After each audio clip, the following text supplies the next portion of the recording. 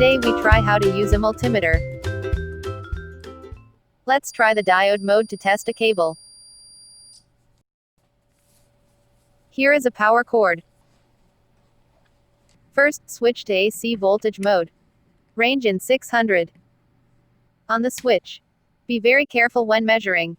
Wall plug in Malaysia is very high voltage. Is around 240 to 250 AC voltage. If you have so many power cords to test, one by one test is not a good idea.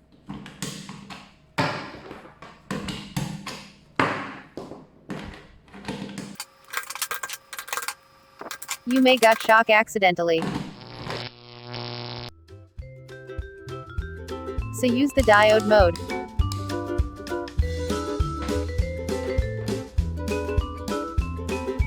Measure both ends of the cable.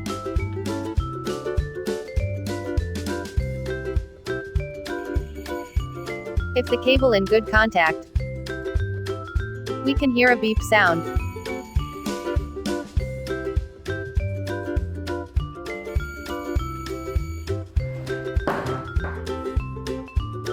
Diode mode can use to test any cables. It find contact point easily.